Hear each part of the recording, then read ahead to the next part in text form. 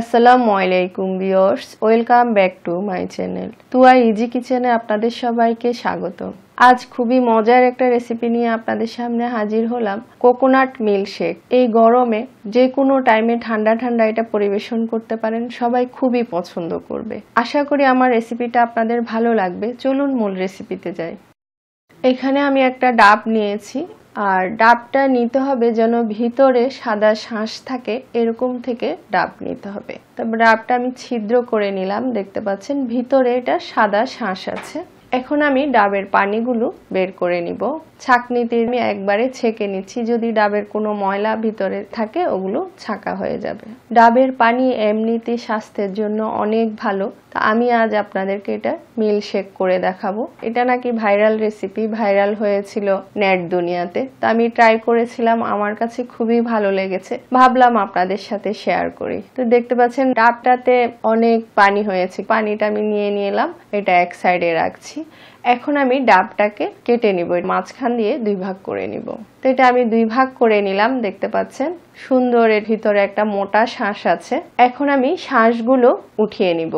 তো আমি চামচ দিয়ে এভাবে শাঁসগুলো উঠিয়ে নিচ্ছি, আপনারা চাইলে ছুরি দিয়েও উঠাতে পারেন, তবে খেয়াল করতে হবে পিছনে যেন এই জিনিসটা যেন না আসে।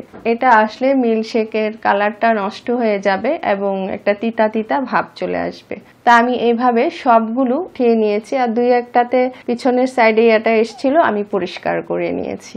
আর এখানে নিয়েছি একটা ব্লেন্ডার জগ। ব্লেন্ডার জগে এখন আমি ডাবের শাঁসগুলো সব নিয়ে নিলাম।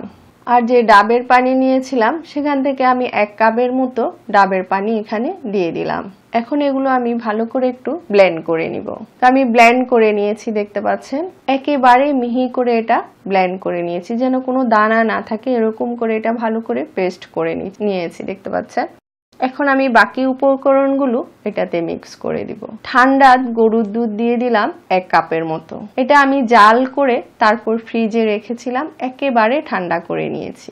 বাকি ডাবের পানি যা ছিল দিয়ে দিলাম পুরোটা। চিনি দিয়ে দিলাম 1.5 টেবিল চামচ। মিষ্টিটা আপনারা স্বাদ অনুযায়ী কম বেশি করতে পারেন। পাউডারের দুধ দিয়ে দিলাম 2 টেবিল চামচ। বরফ কুচি দিয়ে দিলাম কয়েক টুকরো। এখন সব একসাথে আমি ভালো করে এগুলো ব্লেন্ড করে নিব।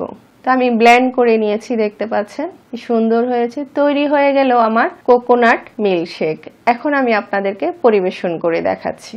এখানে 2টা গ্লাস নিয়েছি, আর গ্লাসে এটা এখন আমি পরিবেশন করছি। খুবই মজার একটা রেসিপি, এই গরমে যে কোনো টাইমে এটা বানিয়ে খেতে পারেন এবং মেহমানদেরকেও এটা পরিবেশন করতে পারেন। খুবই মজার একটা রেসিপি, যে একবার খাবে সে বারবার খেতে চাইবে। একবার হলেও রেসিপিটা ট্রাই করবেন, আশা করি ভালো লাগবে। আর এতক্ষণ আমার ভিডিওটা দেখার জন্য আপনাদের সবাইকে অনেক অনেক ধন্যবাদ। আবার অন্য কোনো রেসিপি নিয়ে আপনাদের সামনে হাজির হব। সবাই ভালো থাকবেন, আল্লাহ হাফেজ।